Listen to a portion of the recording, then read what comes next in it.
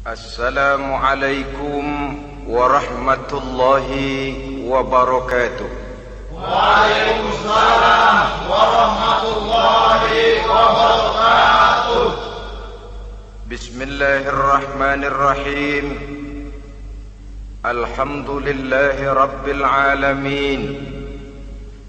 Wassalatu wassalamu ala ashrafil anbiya'i wal mursalin, imamil muttaqin, sayyidil ghurril muhajjalin, wa ala alihi wa ashabihil mujahidin at-tahirin, amma ba'du.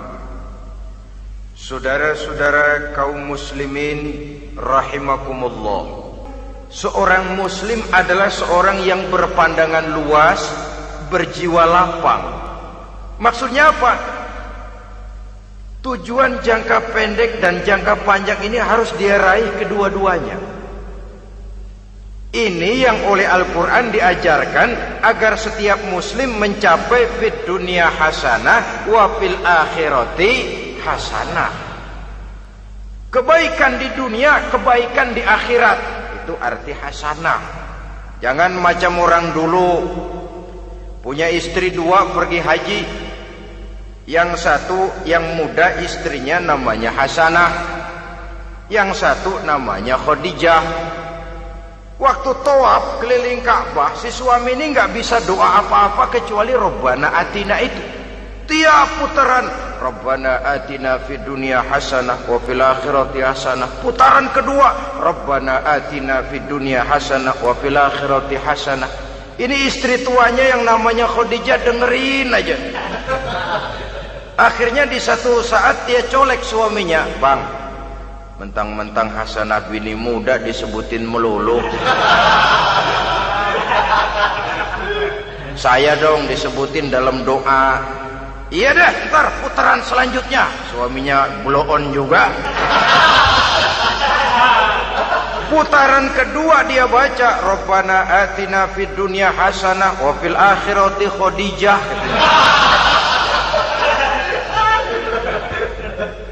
Saudara-saudara, itu makna refleksi daripada doa tadi itu, doa sapu jagat. Kita ingin fid dunya hasanah wa fil akhirati hasanah. Tujuan jangka pendek dunia tercapai, tujuan jangka panjang akhirat dan ridho Allah juga tergapai. Oleh sebab itu Al-Quran menjelaskan, wabtaghi fima atakallahu ad-daral akhirah wala tansa nasibaka minad dunya. Dengan karunia yang diberikan Allah kepadamu, carilah bahagia akhirat. Wala tansa nasibaka minad dunya, tetapi jangan lupakan bagianmu dalam kehidupan di dunia ini. Cari akhirat, utamakan akhirat dengan tidak usah melupakan jatahmu di dunia. Kenapa saya katakan seorang muslim berjiwa besar? Sebab andai kata dia gagal mencapai tujuan jangka pendek, andai kata dia gagal di dunia, dan dia oleh Islam diajarkan jangan sampai gagal, tapi andai kata dia gagal, dia masih punya tujuan jangka panjang, akhirat dan ridho Allah. Dia masih bisa menghibur diri, biarlah di dunia kita sederhana, bahkan biarlah susah di dunia, asal di akhirat kita bahagia. Orang yang tidak punya pandangan hidup semacam ini, surgalah dunia ini. Segalanya telah tertumpu di sini. Bila umurnya selesai, ajalnya datang, selesai sudah surganya sampai di situ, dan dia tidak punya pengharapan lain di belakang itu. Maka seluruhnya bertumpu pada kehidupan di dunia. Padahal dunia seperti air laut, makin diminum makin haus, makin kering tenggorokan. Dunia yang diperturutkan menyeret manusia ke dalam lingkaran setan, terjebak dalam sifat yang namanya tamak bin rakus alias serakah.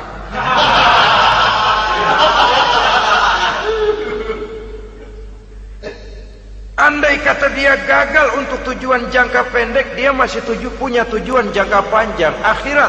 Dia masih sanggup berkata, biar di dunia kita sederhana, bahkan biar kebelangsak sengsara susah di dunia, asal di akhirat kita bisa bahagia. Kan masih ada harapan. yang paling bangpak, paling rusak betul. Sudah di dunia sengsara, di akhirat celaka. Jadi dunia rumahnya gubuk, pinggir kali miring, asal hujan bocor, utang selebar warung. Bayang kagak, ngaji enggak, puasa enggak, saban malam merit mulu. Saudara hadirin yang saya hormati, lalu kapan mau bahagia kalau sudah di sini susah, di sana akan susah juga. Ini yang pertama, seorang muslim, seorang yang optimis, berjiwa besar, luas pandangan. Kegagalan dia dalam jangka pendek tidak menyebabkan dia melupakan tujuan jangka panjang. Yang kedua, positifnya apa? Cara dia mencapai tujuan jangka pendek diwarnai oleh keyakinan adanya tujuan jangka panjang.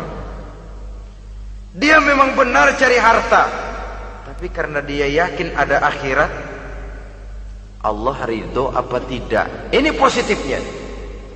Saya memang cari duit, tapi dengan cara ini Allah ridho apa tidak. Saya memang ingin berpakaian yang rapi, tapi dengan tidak menutup aurat begini, Allah ridho atau tidak. Saya memang bergaul menghormati teman, tapi terjebak dalam minuman keras karena menghormati teman, Allah ridho apa tidak. Ini orang yang punya tujuan jangka panjang. Segalanya diberikan bingkai dengan pertanyaan, Allah ridho atau tidak. Keyakinannya terhadap tujuan jangka panjang mewarnai gaya hidupnya di dunia ini, mencapai tujuan jangka pendek tadi. Mau minum, Allah ridho apa enggak ini. Mau makan, yang saya makan Allah ridho apa enggak ini. Pendeknya apapun yang mau dia kerjakan, karena dia punya keyakinan tujuan jangka panjang, dia selalu menimbang terhadap ridho Allah tadi. Jadi tanpa prestasi ibadah, kita nol besar dalam pandangan Allah. Ini nilai manusia yang hakiki di sini. Ini makna inna akramakum indallahi atqakum. Di akhirat nanti kan tidak pernah akan disidang, kamu pendidikan setinggi apa? Tidak. Gelarmu berapa renteng? Profesor, doktor? Tidak. Akhirat hanya menyidang, kau sholat atau tidak? Kau puasa atau tidak? Kau zakat atau tidak? Diberikan kamu harta yang banyak, dari mana kau dapat, kemana kau belanjakan? Prestasi ibadah itu yang ditanya. Setinggi apa pendidikan, sebanyak apa pengalaman, no problem. Tidak jadi masalah di akhirat itu. Prestasi ibadah itu yang akan kita persembahkan di hadapan Allah.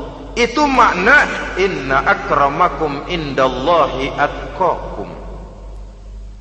Kerbau dinilai dari dagingnya, makin gemuk makin mahal harganya. Tapi ada perkutut lebih mahal dari kerbau. Perkutut itu mahalan mentahnya loh daripada matangnya. Karena harga perkutut pada suaranya. Lalu di mana harga manusia yang paling gemuk? Tidak.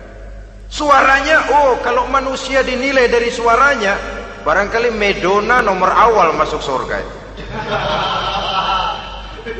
Hanyalah dengan prestasi ibadah kita bisa mencapai tujuan jangka panjang, akhirat dan ridho Allah. Nah, baiklah ya, kalau sudah jelas bahwa kita punya dua tujuan jangka hidup, jangka pendek dan jangka panjang, bagaimana Islam mengajarkan kita meraih dua ini? Pada prinsipnya Islam mengajarkan sistem keseimbangan. Dalam berbagai aspek kehidupan, keseimbangan ini nampak dengan nyata diajarkan oleh agama kita. Seperti ayat yang saya bacakan tadi. Dengan karunia yang diberikan Allah kepadamu, cari negeri akhirat, tapi jangan lupakan bagianmu di dunia ini. Dalam bentuk yang lebih nyata, bekerjalah untuk duniamu seolah kau akan hidup buat selamanya, tapi bekerjalah buat akhiratmu seolah kau akan mati besok. Manifestasinya dalam kehidupan, misalnya orang kaya diperintah membantu yang miskin, tapi orang miskin dianjurkan berusaha jangan mengandalkan hidup kepada yang kaya, seimbang. Kamu kaya, betul Pak, bantu yang miskin. Kamu miskin, iya Pak, berusaha, seimbang. Tuan rumah diwajibkan menghormati tamu, tamu diwajibkan tahu diri, seimbang. Jadi bagaimana kalau sudah kita bekerja di sawah, di ladang, di pasar, di kantor, anggap kita akan hidup selamanya agar timbul gairah kerja. Tapi kalau sudah sholat, anggap kita akan mati besok supaya timbul khusyuknya. Nah, titik tekannya di mana? Stresnya itu. Walaupun Islam mengajarkan sistem keseimbangan, tapi Al-Quran tetap menggarisbawahi walal akhiratu khairul laka minal, bahwa bagaimanapun seimbangnya, akhirat itu lebih utama daripada dunia. Bagaimana implementasinya? Kata orang-orang tua, kalau kita menanam padi, rumput pasti tumbuh, tapi nanam rumput jangan mimpi tumbuh padi. Maksudnya apa? Kalau satu perbuatan kita niatkan karena Allah, dunianya pasti ikut. Tapi kalau satu perbuatan diniatkan karena dunia semata-mata, akhirat akan hilang. Sebab itu, biasakanlah berbuat sesuatu baik untuk tujuan jangka pendek, lebih-lebih untuk tujuan jangka panjang, dengan motif lillahi ta'ala. Jadi saya ulangi, satu perbuatan kalau sudah diniatkan karena Allah, dunia biasanya ikut. Tapi kalau diniatkan karena dunia semata-mata, akhirat akan luput. Padahal itu titik tekannya, walal akhiratu khairul laka minal ula. Saudara-saudara kaum muslimin rahimakumullah, ini tujuan hidup. Jadi landasan tempat kita bertolak sudah jelas, pantai yang akan kita tuju dalam kehidupan ini juga sudah nyata. Kita ingin mencapai apa yang dinamakan fid dunya hasanah wa fil akhirati hasanah. Untuk itu perlu ada keseimbangan, tetapi titik tekannya tetap akhirat lebih utama daripada kehidupan dunia ini. Sekarang kalau sudah ada dasar hidup, sudah ada tujuan yang akan kita capai, tentu harus ada alat untuk mencapainya. Semuanya perlu sarana.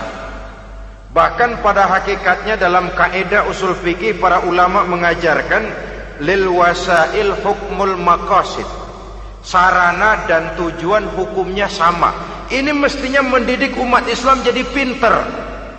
Jangan cuma berpikir melaksanakan satu pekerjaan, tapi juga berpikir menciptakan sarana untuk terwujudnya pekerjaan itu. Misalnya umat Islam wajib pergi haji kalau mampu, kan begitu toh? Kalau dia umat Islam Indonesia, tentu pergi hajinya ke Mekah. Mekah, Jeddah, Mekah, Indonesia, perlu sarana angkutan untuk sampai ke sana. Kapal laut, kapal udara. Artinya umat Islam harus maju di bidang teknologi, bisa menciptakan pesawat, bisa menciptakan kapal laut, sarana yang akan menyampaikan dia untuk bisa melaksanakan ibadah haji. Selama ini kita bertumpu kepada pemikiran, pokoknya kan yang penting gue pergi haji pakai apa, kayak gue punya duit. Dari segi pribadi memang barangkali begitu, tapi sebagai umat yang harus mencapai kemajuan, apabila diperintahkan melaksanakan sesuatu, kita pun hakikatnya dituntut menciptakan sarana untuk menunjang pelaksanaan sesuatu itu sendiri. Agama mengajarkan an-nazafatu minal iman, kebersihan sebagian daripada iman. Siapa yang menciptakan mesin cuci, sabun-sabun keras, deterjen, rinso dan lain sebagainya? Siapa yang menciptakan air condition, pembersih ruangan? Kita hanya berpikir pokoknya kan bersih, mau pakai apa kek. Kita jarang yang berpikir kepada pewujudan teknologi modern untuk menerjemahkan hadis itu. Syukurlah belakangan ini sudah muncul teknokrat-teknokrat muslim yang dijiwai oleh semangat Al-Quran membuka tabir rahasia konsepsi Islam di lapangan teknologi modern, yang makin lama makin menunjukkan tuntutan kebutuhan daripada umat itu sendiri. Dengan demikian, apabila ada tujuan hidup, kita memerlukan alat untuk mencapai tujuan tadi. Supaya tujuan fid dunya hasanah wa fil akhirati hasanah tercapai, apa alat yang harus kita pakai? Kita lihat surah At-Taubah ayat 111 memberikan jawaban. Innallaha ashtara minal mu'minina anfusahum wa amwalahum bi anna lahumul jannah. Sesungguhnya Allah telah membeli dari orang-orang beriman diri mereka, harta mereka, bahwa sesungguhnya bagi mereka adalah surga. Coba kita simak ayat ini sejenak, akan nampak dengan jelas bahwa ayat ini hakikatnya merupakan satu transaksi yang nyata benar antara kita dengan Allah. Transaksi jual beli sudah terjadi, dan itu langsung dengan Allah, tertuang dalam pernyataan Quran. Pembeli Allah, penjual kita orang-orang beriman, dagangannya adalah anfus dan amwal, harganya adalah surga. Itu sudah tanda tangan pernyataan kita siap jual beli ya Allah. Apalagi baiat kita apa? Inna solati wa nusuki wa mahyaya wa mamati lillahi rabbil alamin.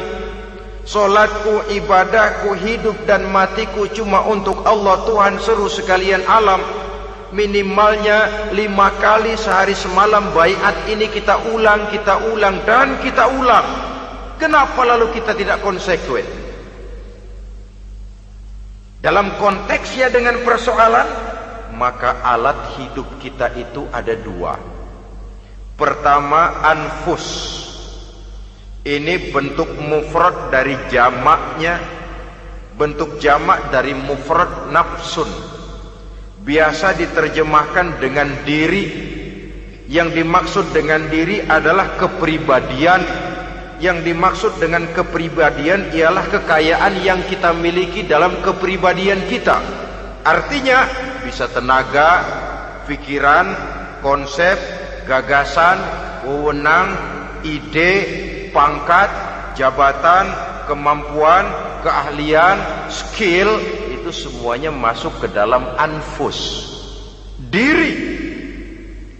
Sedangkan amwal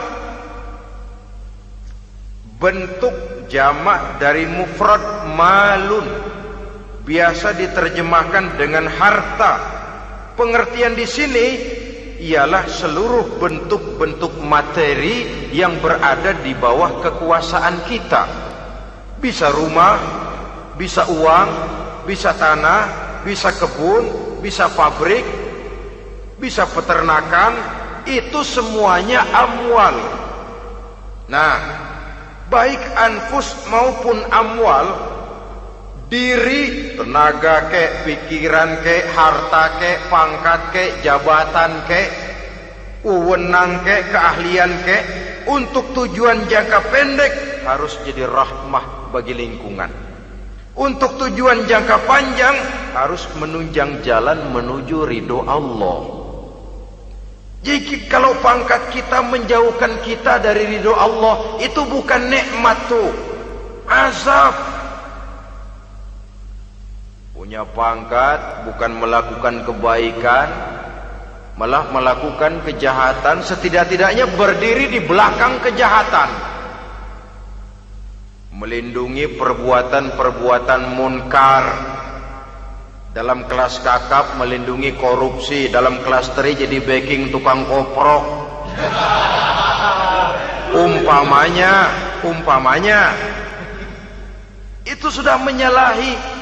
Alat tidak digunakan untuk mencapai tujuan,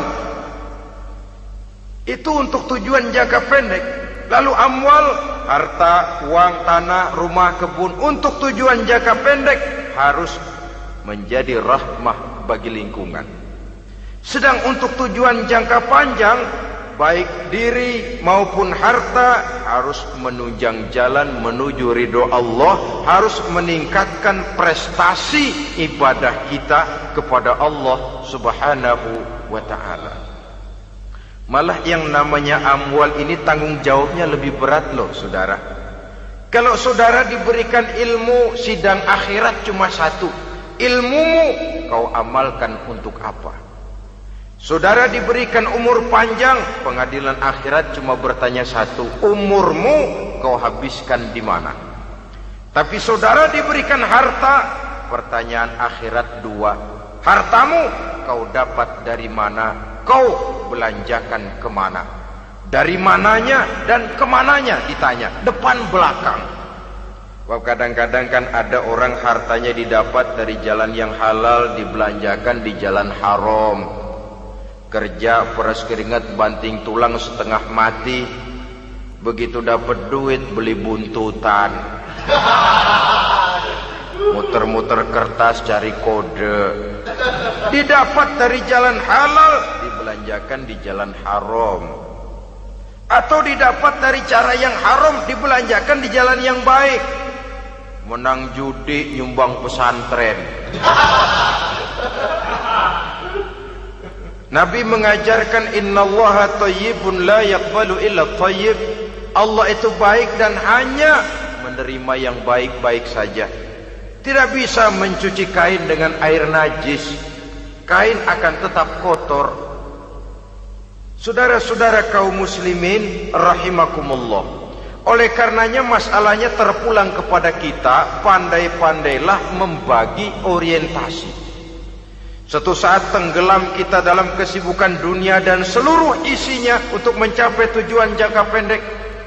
Lain saat tenggelam kita memfanakan diri untuk mencapai tujuan jangka panjang, akhirat dan ridho Allah. Karena kehidupan ini bukan berjalan tanpa batas.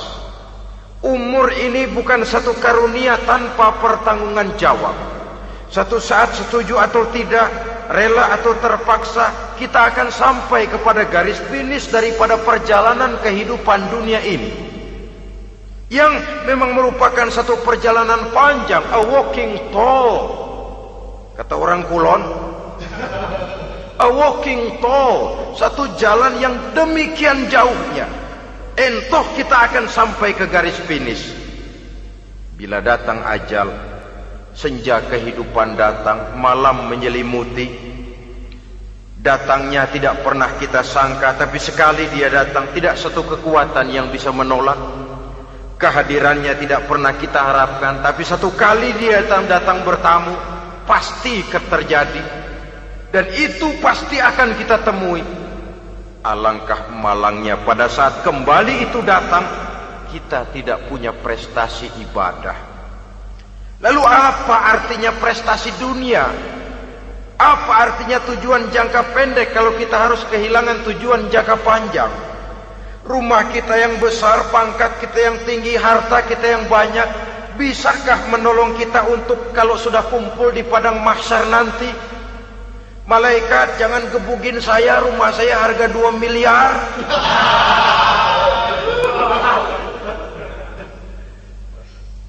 Sudahlah malaikat, damai saja, itu Rolls Royce saya. Pakai saja malaikat, pakai. Kata malaikat, gue budak, gue gak butuh gituan. Hanya prestasi ibadah yang bisa menyelamatkan kita pada kondisi semacam itu. Jadi oleh karena itu saudara-saudara, biar di dunia ini rumah kita besar, mobil bagus, uang banyak, pabrik ada, usaha lancar, asal di akhirat masuk surga aja. Gak apa-apa. Daripada di dunia sengsara, di akhirat neraka, senangnya kapan? Sudah di sini sengsara, di sana kebelangsak. Itu yang orang-orang tua bilang lacur kuda namanya. Pelan dipecut, kenceng digentak, setengah mati, serba salah. Kuda kalau bisa ngomong, gue setengah mati, serba salah. Pelan dipecut, kekencengan, ditarik. Itu yang namanya lacur kuda begitu. Serba salah posisinya. Untuk itu pandai-pandailah membagi orientasi supaya tercapai tujuan ideal ini, fid dunya hasanah wa fil akhirati hasanah. Ini tentang tujuan hidup. Nah, untuk mencapai tujuan ini kita tidak berjalan sendiri. Kita perlu teman hidup. Di samping teman hidup ada pula lawan hidup. Siapa teman hidup kita untuk mencapai tujuan hidup ini? Dalam arti sempit, teman hidup kita suami istri yang taat kepada Allah. Suami istri lebih dari sekedar satu pasangan, juga saling melengkapi, merupakan bagian daripada kehidupan. Suami adalah teman istri, istri adalah teman suami untuk mencapai tujuan hidup tadi. Mencapai fid dunya hasanah wa fil akhirati hasanah. Seiring, seirama, selaras, serasi, seimbang, kata orang sekarang. Teman dalam arti sempit. Adapun teman dalam arti luas, setiap orang yang pandangan hidupnya sama dengan kita. Setiap orang yang akidahnya sama dengan kita. Terlepas dari suku bangsa apapun, warna kulit apapun, bahasa apapun, jikalau keyakinannya sama, pandangan hidupnya sama, dia adalah saudara kita dalam artian yang luas.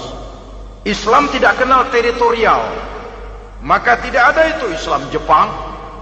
Ya walaupun secara formalnya ada, tapi informal Muslim adalah Muslim, diikat dengan akidah. Itu teman hidup. Lalu lawan hidup siapa? Pertama iblis, dalam segala bentuk dan implementasinya. Yang kedua, setiap orang yang pandangan hidupnya tidak sama dengan kita secara ideologis, itulah lawan hidup kita. Maka yang teman jadikan teman, yang lawan jadikan lawan. Jangan teman dijadikan lawan, lawan dijadikan teman. Itu namanya kopiah dipasang di kaki, pak bakyak naik ke jidat. Wajar kalau kepala lalu jadi benjol. Salah milih teman, salah cari lawan. Salah milih teman, salah cari lawan. Akibatnya kita yang akan susah di kemudian hari nanti. Saudara-saudara kaum muslimin rahimakumullah, oleh karenanya pandai-pandailah dalam hidup ini. Yang teman jadikan teman, yang lawan jadikan lawan. Kalau lawan kita jadikan teman, sementara teman kita jadikan lawan, dan itu yang banyak terjadi dalam praktek kehidupan, kita tidak akan bisa mencapai tujuan karena akan tertarung di kaki sendiri. Nah, ini sajalah yang kita bicarakan pada pertemuan kali ini. Mudah-mudahan ada manfaatnya. Terima kasih atas segala perhatian. Mohon maaf atas segala kekurangan. Usikum wa nafsi bitaqwallah. Wassalamualaikum warahmatullahi wabarakatuh.